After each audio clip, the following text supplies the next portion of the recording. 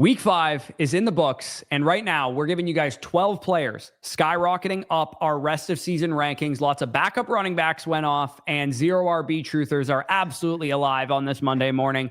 Let's get it kicked off with Bill, the starting running back of the Washington Commanders, running back 33 in my rankings prior to this week, rest of season. He is now my RB20. And after 16 touches, 150 total yards, 2 touchdowns, Bill has been very efficient this year, highest graded running back in the league per PFF coming into the week. And he leads the position in yards after contact per attempt.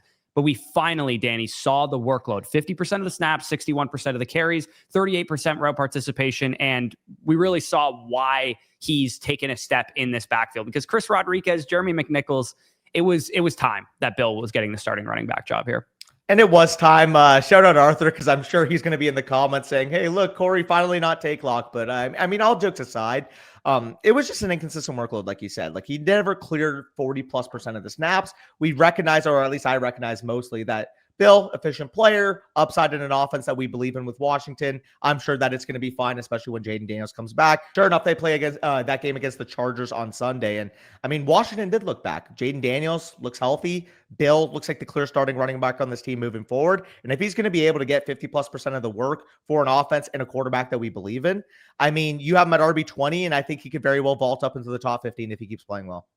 Yeah, no, exactly. Like, I'm willing to eat my L on Bill, because I didn't really think he was ever going to get the workload. I thought they were going to continue using a 3-way timeshare. I thought if he was going to get the workload, it would have been immediately after Austin Eckler went down. So that's why I was kind of doubting it a little bit. But I'm ready to say here that Bill, you have to treat him as a top 20 to 24 running back rest of season. Like, I think there's arguments to be had about like which running backs you'd put over him and that kind of thing. But like, I think it's inarguable he's at least in a tier with guys like Chuba Hubbard, assuming he comes back healthy, Chase Brown, Alvin Kamara, with the way Kendre Miller's I would take him over him. Back. Well, I have Jacory Croskey-Merrit over Chase Brown and Alvin Kamara. The only guy I'm holding out hope for is that if Chuba Hubbard's not out long, he would be ahead of him still for me. But I think right now, like rookie to rookie, like there's no way you can conceivably take Trevion Henderson over this guy. They're back-to-back for me. And I think that's very reasonable if you want to just go with Bill. I think with Trevion Henderson, like Bill coming into this week, we haven't seen the workload, but the minute he does, he's going to be on the skyrocketing video as well. I mean, he is, but if Mike Vrabel doesn't give him the work soon, we should probably give up the dream. You're not wrong, but also, like, if Stevenson's going to keep fumbling every week, if Antonio Gibson's going to be crying on the sideline after getting hurt, like, I think it's going to happen. But maybe, we'll see. Maybe, but Merritt's a riser. It should have happened already. That's my thought with Henderson. That's why I would take Bill over him at this point in time. Fair enough. Pretty straightforward riser, obviously. Monster game, huge fantasy performance. Another straightforward riser, I believe the guy who finished as the RB1 overall on the week is Rico Dowdle, who I just made reference to. I don't think Chuba Hubbard will be out long, but in the meantime, man, you got a dude in Rico Dowdle who is one of the better handcuffs in fantasy. You and I were both a lot higher on Dowdle, the handcuff potential of him. I doubt it's going to matter much when it comes to Chuba Hubbard getting back on the field, but it does give them a reason to let Chuba Hubbard rest up. Yeah, and he's not specifically a riser because we think, oh my God, he scored 31 points. He's going to be the starter over Chuba Hubbard moving forward. No, that's not what we're saying. What we are saying, though, is there was pessimism on his role as the handcuff, because I know, especially in the best ball off season when we were drafting Rico Dowdle, even early in the season, people are like, well, if Chuba were to miss time, this is going to be a split backfield. We're going to see a lot more Trevor Etienne. We're going to see him and Rico Dowdle split the touches, and it's going to be a gross backfield that we don't want to target. I think Sunday was the validation we needed that if Chuba Hubbard is out, this is Rico Dowdle's backfield. And on top of that, Rico Dowdle may have very well played himself into a standalone role moving forward.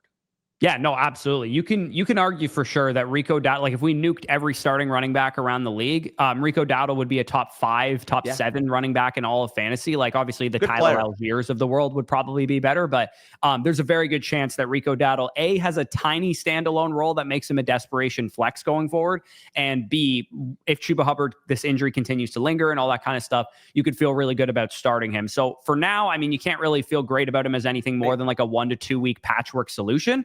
But yeah, as long as he's going to be the starter, he's an every week top 20 running back. And I'm very glad we were on the right side of that, because I had him ranked like a top 16 running back coming into the week. If Chuba Hubbard is out again this week, you know what we have, right? What? We have a revenge game from Rico Dowdle against the Cowboys. Oh, yeah, true. Yeah, that's a good setup for Rico Dowdle to have another good performance, because the Panthers generally more of a run funnel defense. And Rico Dowdle, part of the draw of him was, yeah, this dude can handle a workload, man. And he's efficient ground game. back between the tackles. So definitely a riser. Again, I wouldn't get too crazy thinking you now have a top 24 rest of season running back on your hands, but a good option in if you're a 1-3 fantasy operation about to get your second win or whatever, just keep using them. Maybe use them in a package deal, try and sell high if people think he's going to take over the backfield. Yeah, and I think at very minimum, if you wanted to keep Rico Dowdle, like you're gonna know exactly when he's gonna be entering your lineup. As long as Chuba Hubbard is out of the game, Rico Dowdle is gonna be a top 20 level running back option. So, like I always value guys like that. You know exactly when they go in your lineup, and you can trust them to perform. And Rico Dowdle represents exactly that. Yeah, it's why we loved him in best ball. It's like he's only going to hit your lineup if he's starting for the Panthers. And it's why you like him in redraft too. It's like he's on your bench unless he's starting for the Panthers. Otherwise, you're in pretty good shape there. My number 2 riser here is Devonta Smith, who, of course, I've been notoriously quite high on this entire offseason and then into the beginning part of the season. Devonta Smith has been inconsistent so far this year. We've seen a couple of duds from him, 4.6, 9.3, and 4.9 fantasy points. But we have seen 2 really big games from him, 20 fantasy points in week 3, and then 19.4 fantasy points, goes over 100 yards.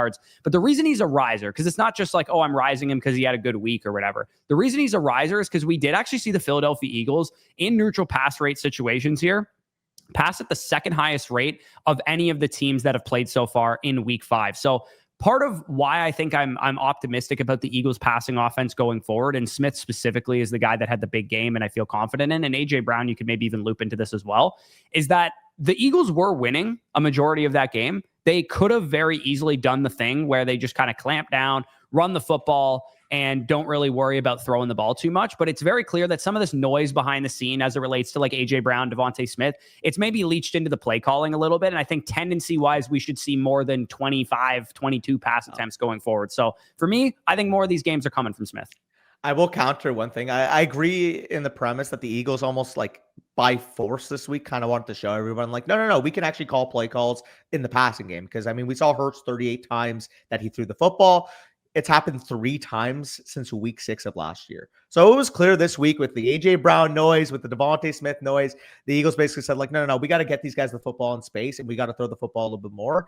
The problem that I have with the second half of what you said, though, is they were up 17-3 and they kept throwing the football, but they lost the game. So maybe going forward, they start to run the football in those situations a lot more because they don't want to risk what happened on Sunday. Yeah, what did Barkley have 6 carries on the game or something like that? 6 carries in a game they were up 17-3. Yeah, again, all I'm saying is this Kevin Patullo guy may not really know what he's doing. He doesn't. But at the same time, if Devonta Smith and AJ Brown can make a fuss and then all of a sudden the play calling tendencies change, it makes me feel confident going forward that the Eagles will pass the ball more than like 19 times for the rest of the 15 weeks of the season or whatever. Like I don't think we're getting Devonta Smith having these 4-point duds every single week. He's going to be inconsistent. He's going to be hard to trust, but I called it this week, Danny. I remember. Yeah. Do you remember what I said? Devonta Smith. This is a Devonta Smith game. Patrick Surtain going to be on AJ Brown. I feel like Smith is kind of like the David Montgomery of wide receivers, where you can kind of see it coming when he's going to have the big performance. So I feel confident. Devonta Smith every week. Back end wide receiver 2, high end wide receiver 3 flex play.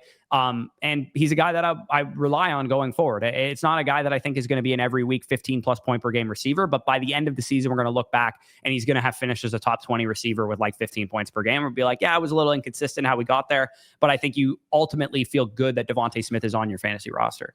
Well, and then part of it too, the target discrepancy right now between him and AJ Brown on the season, 36 AJ Brown targets, 30 Devonta Smith targets. Devonta Smith actually has more receiving yards than AJ Brown. You could very realistically make the case that Devonta Smith and AJ Brown in weekly rankings for the time being need to be treated as the same tier type of asset. And if that's the case, we need to be raising Devonta Smith up our rankings, and we need to be closing the gap between him and AJ Brown. Well, yeah, they're only 4 spots apart in my rest of season rankings. I think both of them profile as back-end wide receiver 2s, given the low pass volume generally of the offense. But both of them are such good receivers, it's hard to rank them much lower than that. Yeah. And again, Smith has been more volatile in terms of his weekly targets, but with with AJ Brown specifically, he just hasn't made good use of his targets. Yeah, he hasn't been efficient on his targets, and that's not really a recipe to get you more targets. So staying in the NFC East, the guy that has been a fixture of this video a couple of different times, Javonte Williams finally gets himself out of mid RB2 purgatory, because that's kind of the furthest we were willing to put him before, was like, yeah, this is a guy you can rely on in that Kenneth Walker territory.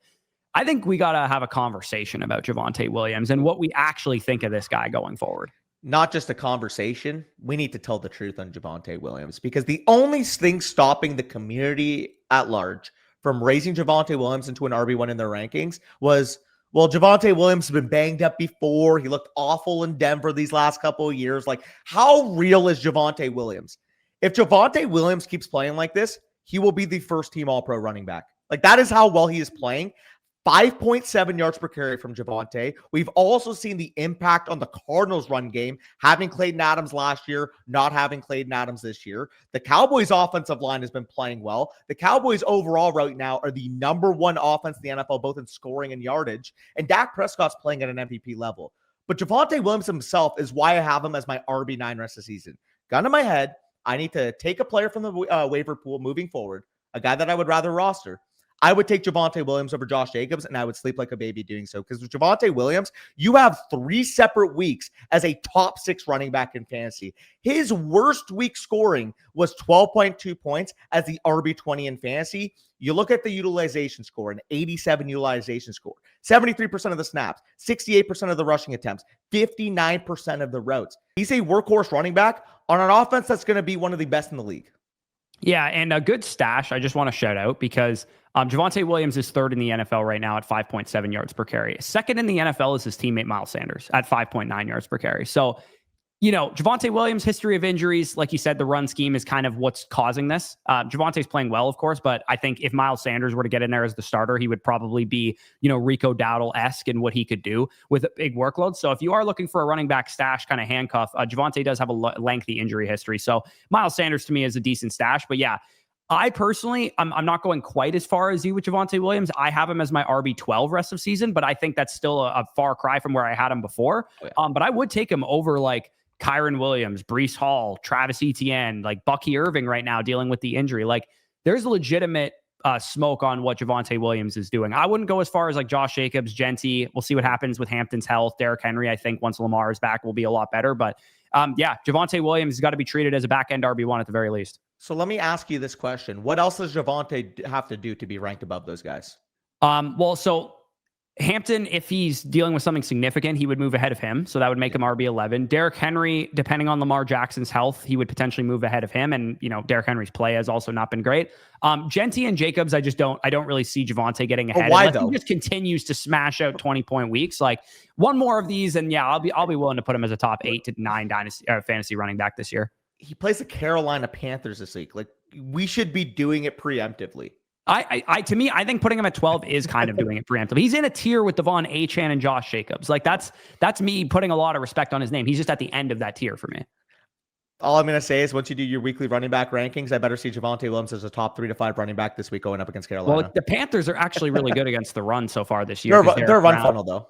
But they are, but Derek Brown's been a lot better because he was out last year and the Panthers were giving it up to fantasy running backs. But yeah, Javonte, I mean, I remember in my running back tier list, I had him like RB13 coming into the week, and people were like, that is disrespectfully low for Javonte Williams. I'm like, RB13, disrespectfully low? Turns out it was. Yeah, I mean, I just don't see this guy slowing down. When you watch this guy on a play-by-play basis, the consistency, the overall, the thing about Javonte specifically, number one in success rate as a rusher. Every single run you see, this guy is getting positive yardage, and maybe those 2-3 yard runs, he's breaking tackles and he's getting 5, 6, 7 yards. And that consistency, along with, I mean, we saw before the half in the game against the Jets, that big play gets them down inside the 2 yard line. The Cowboys were at their own 43 yard line. Get that big chunk play from Javonte. They end up scoring a touchdown on that drive. 10 seconds left in the half. They were able to punch it in. As much as I like Rico, he was not doing that for the Cowboys offense last year. Yeah, no, I think Javonte is like super Zach Charbonnet, where it's like every down, you know what you're getting. And like we've seen when Charbonnet's gotten the workload in Seattle, it looks kind of like what Javonte is doing right now. So yeah, you got to feel great about him. Again, my only hesitance is the lengthy injury history Javonte Williams has. The second he's on an injury report dealing with an ankle issue or something like that, he doesn't really have a lot of juice. Like you saw that 60-yard run, most running backs house that thing. My one worry is that if he starts to get banged up, that's really the only thing that's keeping me from putting him, honestly, as like a top 8 to 10 dynasty, fantasy running back. Keep saying dynasty. I'm already there. Fantasy running back. I'm ready to do it in principle, but that's my one thing holding me back is does the efficiency taper off if he starts to deal with any kind of nagging injuries, which is true of any running back, but Javonte's got such a lengthy injury history that it worries me. At very minimum, put him over the big dog and don't worry about it. Again, I want to see Lamar back on the field before I say that, because the big dog, Derrick Henry, has just like one of the easiest schedules I've ever seen week 8 onward after the Ravens bye. So enough on my Cowboy, Corey. Who is your third player skyrocketing up your rankings this week? I mean, I think he's skyrocketing up my rankings a lot less than he is for most people around the industry, because I saw some absolutely ridiculous stuff about Ja'Marr Chase throughout last week where people were talking about they'd rather have Michael Pittman rest of season and all this kind of stuff. Listen, guys, Ja'Marr Chase, even with Joe Burrow, is going to have down weeks. Go look at Ja'Marr Chase's best seasons, and he's had 7-point games in it. Like, that's just who Ja'Marr Chase is. But you know what you get when you put Ja'Marr Chase into your freaking lineup every single week? You get the 29 bomb he dropped this week. You get the 36 bomb he dropped in week 2. You're going to look up, and Ja'Marr Chase, even without Joe Burrow, is going to have scored somewhere between 17 and 20 points per game. So for me, yes, he's inconsistent. He's not Amon-Ra St. Brown from the regard that he's going to score 15 every single week, and he's never going to have a down performance. That St. Brown's pretty much one of the only guys that does that. Jefferson, Puka, those type of guys are going to do it as well. But Ja'Marr Chase, you got to live with the downs to get the ups. Honestly, that's just how you are with Ja'Marr Chase. If he has a bad week, don't suddenly start ranking him wide receiver 18 rest of season like a lot of people around the industry were doing. Now, I'm not calling out anybody specifically, but I know you are. There's some people that I actually very much respect their opinion and think they do an exceptional job covering fantasy that were very panicked on this guy. And again, what I kept saying, Ja'Marr Chase and Jake Browning eventually are going to connect for some big plays. Jake Browning is not this bad. I know he hasn't looked good, but he's not as bad as he showed in his first 2 starts. Yeah, which is a very fair take to have. I was cautiously optimistic that this would be the week. Like when I talked about it in the wide receiver rankings video, I said, like, this is very bad. I had to rank him low, obviously, based on what he did the 2 previous weeks. But I said, he's my wide receiver 13 this week, but this is the gut right spot because he plays Detroit. You're not going up against a number 1 and number 7 ranked defense in terms of pass defense EPA like you were with Minnesota and Denver. Detroit was the get back spot and obviously ended up getting it back. I'm not quite where you are. Like, I don't have him at 5. I do have him as my wide receiver 9, but that's specifically because I have Igbuka ranked higher than you do, which is funny because obviously you're the Bucs fan. Nico Collins, Drake London, Roma Dunze, but Ja'Marr Chase is very easily in that tier. The one guy that I do disagree with pretty heavily, though, I don't think you can rank Ja'Marr Chase above JSN. JSN has been way too good. Yeah, and he's one spot behind Ja'Marr Chase for me, and they're in the same tier, so I would hear arguments for that. I think that Ja'Marr Chase is just a completely different animal as a player than JSN. Is as great as JSN has been this year. Yeah, I just think you're getting near 20 points per game. Like, to me, JSN is just, when you take his efficiency metrics and if you plugged him into like a Rams offense, he'd be doing what Puka is right now.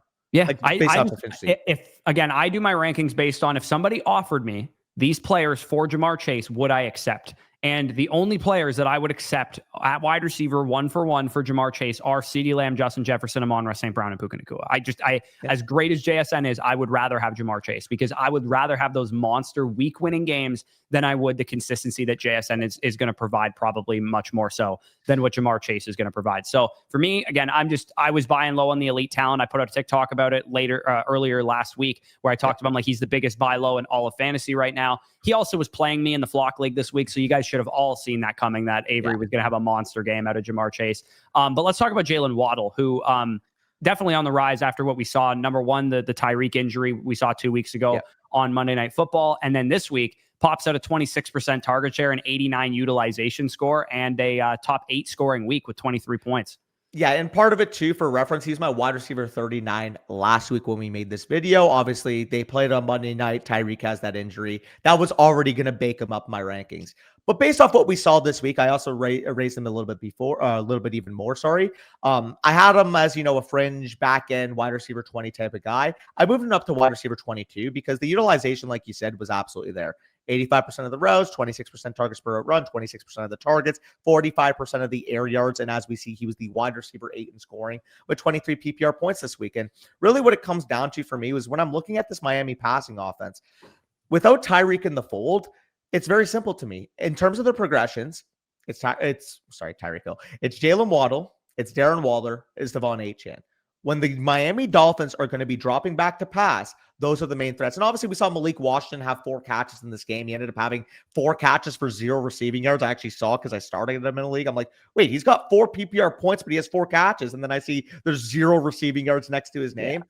Like Jaylen Waddle, Darren Waller, and Devon Achane are the guys that I want in this offense. Malik Washington, if you're absolutely desperate, maybe you can plug him into some good spots. But realistically, it was very clear that Jaylen Waddle, Is he an alpha level, clear cut number one wide receiver talent? No, but he's got the type of speed, the type of big play upside that can suffice. Imagine Jameson Williams if he was plugged into a wide receiver one role. That's kind of what I see with Jaylen Waddle.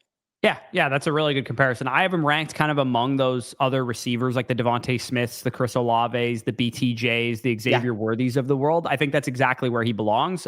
Whether you take him over certain guys in that territory is kind of whatever. It's kind of a pointless argument to have. Like I do have Devonta Smith and Chris Olave one spot ahead of him, but if you wanted to take him over those guys, I think that's definitely fair. So yeah, I don't really disagree. Jaylen Waddle has to be on the rise given the Tyreek injury from Monday night. And also what we saw him do immediately that Tyreek is out. He's the number one receiver of this team. And we haven't seen Jaylen Waddle in a number one receiver role since his rookie season, really, where he was a top 15 receiver in points per game. And I think had 145 targets on the year as a rookie. So yeah, you could probably expect maybe even high-end wide receiver 2, low-end wide receiver 1 type of value if he continues to play as well as he played in this game. Yeah, and I guess I'm baking in a little bit of a risk because with Miami, you have a quarterback making a lot of money. You have a coach on the hot seat. Like maybe they get involved into some wide receiver sweepstakes if Malik Washington and Nick Westbrook-Akini don't suffice. So I bake that in a little bit because if I had the guarantee that they wouldn't add a single wide receiver to Miami, you could even make the argument Jaylen Waddle should be like 17 or 18. Yeah, no, exactly. You definitely can. My next guy is Rachaad White. And again, similar to Rico Dowdle, we know that Rachaad White's one of the best handcuffs in fantasy. That was one of the things that you and I were both on before the season, is that I don't need to see what the workload looks like to know that this is one of the best handcuffs in fantasy. Like before this week, I was ranking him top 18 running back in fantasy because I'm like, dude, this guy's an RB1 season under his belt, plays for one of the best offenses in football. And if Bucky Irving misses time, he's going to legitimately be an every week top 20 play at running back, maybe even a top 12 play. He finishes with 23 PPR points, RB7 on the week at an 81% snap share, 72% of the carries, and 64% of the routes. And that's also the draw with Rachaad White, is that he is an exceptional receiver. And we saw that at play. He had 35 receiving yards or whatever on a couple of catches against the Seahawks. I'm worried about Bucky Irving's injury, man. It's not just that Rachaad White's a good short-term play. Like between the two of them, like Dowdle and Rachaad White, I think Rachaad White has far more long-term appeal than what Rico Dowdle has, because first off, Bucky Irving, it's already been basically reported he's going to miss this week too against the 49ers. And he has 2 injuries. He's in a walking boot and has like a subluxation of his shoulder. And on Instagram a couple days ago, Bucky Irving put out like a pretty cryptic, like, almost like I'm headed to IR type of post where he's like, God gives his soldiers the strongest battle and all this kind of stuff. I'm like, this doesn't sound to me like somebody who's dealing with something minor who's going to miss a game or two. Like, I think it's very possible that we get Bucky Irving put on IR in the next couple days. Like, I'm not saying it's guaranteed going to happen, but it could happen. And that means that Rachaad White, like if Bucky Irving is on IR, Rachaad White is a top 15 running back for the duration that he is out. Yeah, I mean, it's pretty simple as that. With Rachaad White, he was a guy that we were targeting a lot in best ball season. We said, hey, listen. My third highest drafted running back. Up there with me as well. Him and Rico Dowdle, funny enough, both guys that I was smashing in those, late round portions. But with Rachaad White, it's pretty simple. We know that Tampa Bay trusts him. We know that he's good in all 3 downs. And we know that he's got touchdown equity on a really good offense. And that's all you really need to be a top 15 level running back in standalone value until Bucky Irving comes back. For the time being, like until Bucky gets back, he's going to be very, very high, possibly even an RB1 in your rankings. Yeah, dude, Rachaad White, I think people are kind of scarred from 2023 Rachaad White, where he averaged 3.7 yards per carry. He was like 68.8 PFF rushing grade. Not a great missed tackles force number, yards after contact per attempt. Dude, Rachaad White's 3.7 yards after contact per attempt right now, averaging 4.7 a tote, and he's like a top 15 graded running back on PFF because the scheme that we run now and the offensive line, even despite the injuries we've had, are so much better at run blocking. Like we don't even have a right tackle or starting right guard out there at the moment, and Rachaad White looks like he's way better than he was in his 2023 season, a season in which he was the RB10 in fantasy points per game. Yeah, no, he looks a lot better. The other thing too, I'm sure you haven't mentioned yet, but is the big difference between that and 2023 is just how good of a coach that Kevin Carberry is. Like, I think that's the number one thing. Our O-line, like we have backups playing at like a super high level. Baker Mayfield's lowest pressure rate of the season came against Seattle, who coming into the week was the best defense in football in points per game allowed. Like to me, with what I talked about with Clayton Adams, and I'm sure you've seen it like in our group chat stuff, what I've said to you, like that's probably how you feel about Kevin Carberry too, right?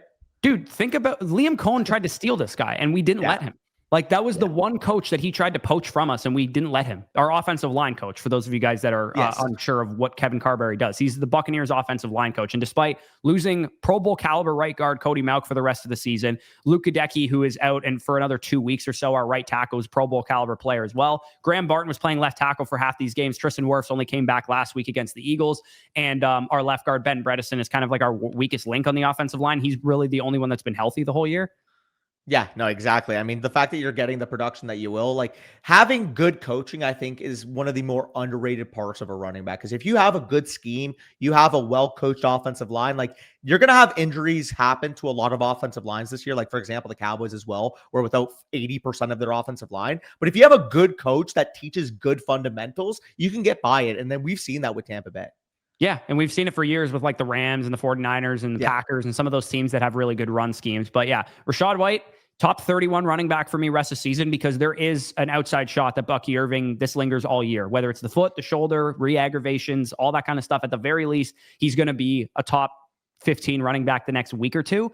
But even still, like once Bucky Irving is back, he's going to be one of the highest priority handcuffs in fantasy because he plays for one of the best offenses in the league. And he is one of the most qualified handcuffs because he has a 3-down skill set and has been an RB1 before, and he's playing really well. Yeah, and the thing too, once you guys get inside the 5, inside the 3, inside the 2-yard line, like sure, we've seen Baker Mayfield sneak it a couple times, but there's no Mike Evans on the field. I think that's the number one thing too. Rachaad White, once you're inside the 3, inside the 5, there's no fade ball to Mike Evans in the play call right now. Yeah, and he catches passes out of the backfield in the red zone as well too. So yeah, lots of great love for Rachaad White. If you guys picked him up off of waivers, I'm sure you feel very happy about that. I feel sick about not trading for him before.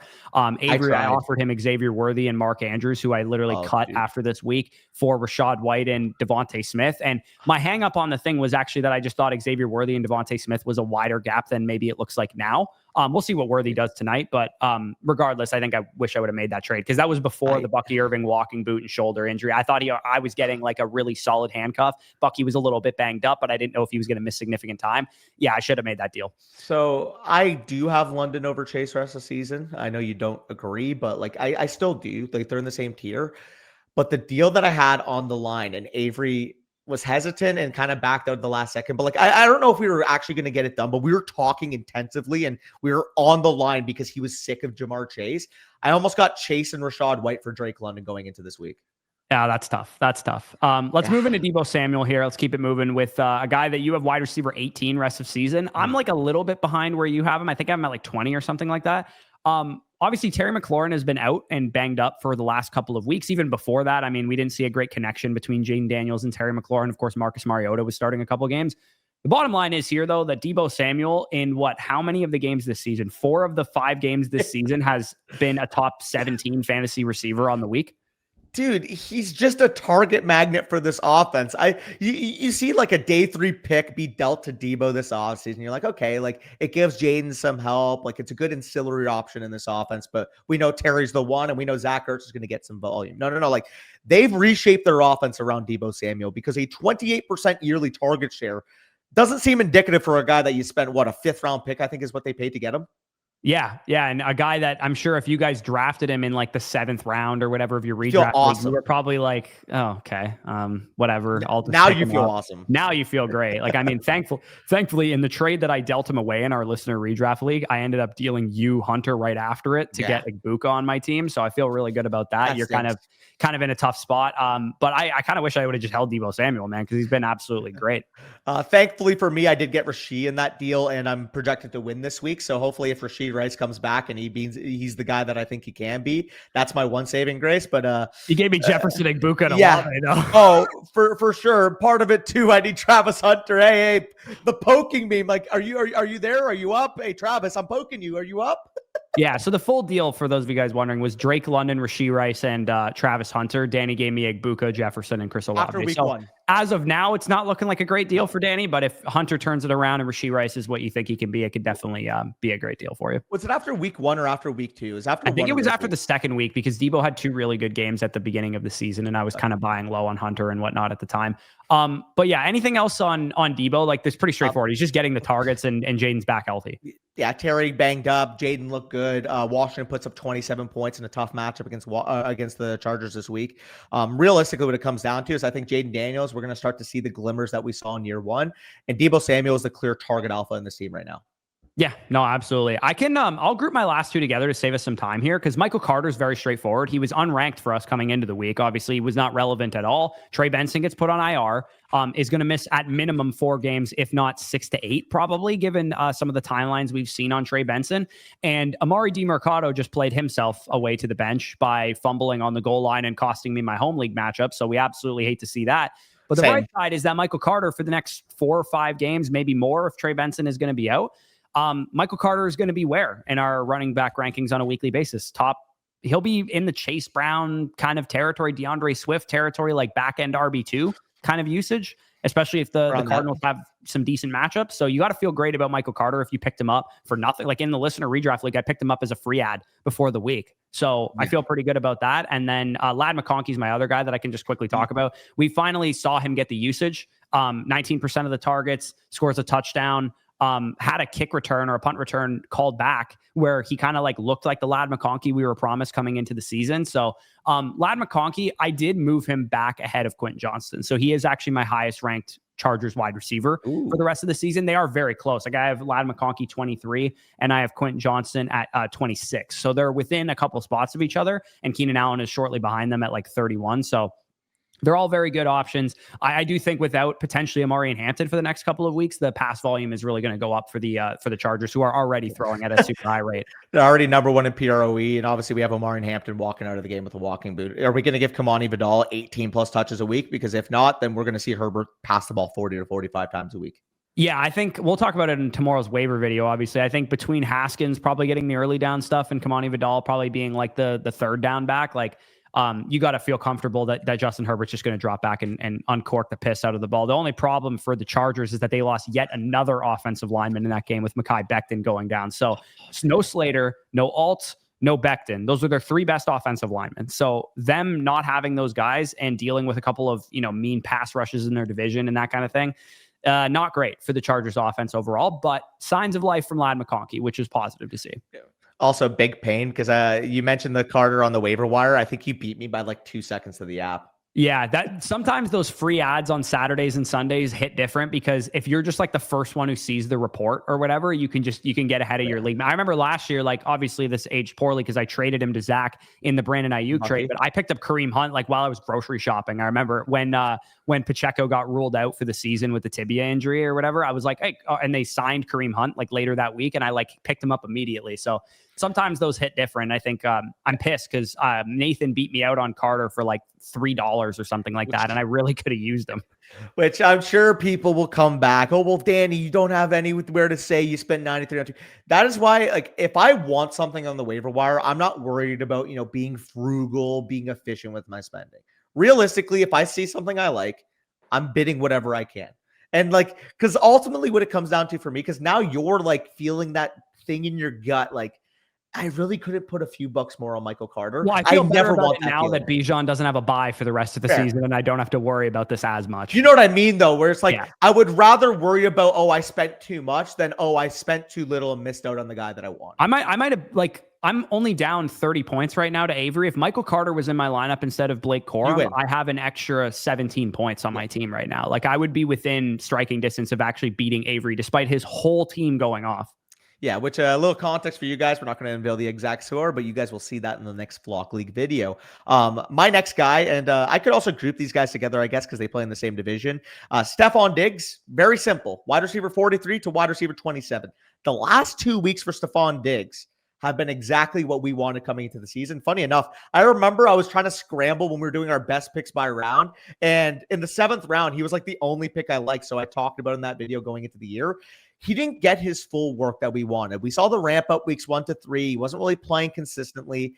But in the last 2 weeks, He's gotten over a 40% target share. No, not a 20% target share, not a 25% target share, 30%. No, a 40% target share, 41 and 44 in back-to-back weeks. And he's been a top 18 wide receiver in back-to-back weeks. Really what it comes down to with Stefon Diggs is this was always the thesis, is when he's fully healthy, he's got the money to show for it. This team needs an alpha in their wide receiver core. And he is the alpha to what I think is probably about one of the top 7 to 8 quarterbacks on earth right now. Dude, Drake May is a top 10 quarterback on PFF passing grade. This is before he's amazing. Before last night's game was graded, by the way. Even coming into the week, he was a top 10 quarterback in PFF passing grade. He's also averaging 8.0 yards per attempt. I'll give you a list of players that are averaging more than him, who have dropped back at least 100 times. Josh Allen, Matthew Stafford, Jordan Love, Daniel Jones, Sam Darnold, and Lamar Jackson. Those are the guys that are averaging more yards per attempt than Drake May right now. By the way, with his running backs fumbling at any possibility that they possibly can, and not a single other receiver on this team worth a shit. It's Hunter Henry and Stefon Diggs. Yeah. I mean, it's really that simple. It's Hunter Henry, Stefon Diggs, like you said. And if Stefon Diggs is going to keep playing the way he did against the Bills, 27's where I have him right now. He's got legitimate top 15 upside. And I don't say that lightly. I was surprised. I looked at my underdog exposure. I'm 11% of the time. I actually felt like I drafted him more than that. I thought I was drafting him quite a bit at certain points, but yeah, very, very positive news for Stefon Diggs. He's still like kind of not quite getting like 95+% of the routes or whatever. He only had 64% in week 5. But like you said, when he's on the field, he's so clearly the best receiver on the team, and Drake May and him so clearly have a rapport. Like all the scrambles that Drake May had against the Bills. And if you look at the Patriots schedule the next couple of weeks, they could legitimately be like a 7-2 football team 5 weeks from now. Dude, I think it's almost a foregone conclusion with how bad the AFC looks. Like the Patriots will make the playoffs. I hope people know that by now. Yeah, and they might be like the 5 seed and like give the Bills a legitimate run for their money in the AFC East as well. So yeah, you got to feel very good if you drafted Stefon Diggs and held him. And like people were probably dropping him after like week 2, week 3, because he had like no fantasy points and that kind of thing. Maybe people bought low on him for like super, super low, but got to feel great if you've just been stashing Stefon Diggs on your bench, waiting to see kind of what happens. This should have been the thesis. I mean, we didn't really hammer. I wish we would have talked about him more as a buy low. But that came in the thesis. He was older. He's coming off an ACL tear. There was going to be a bit of a ramp up period.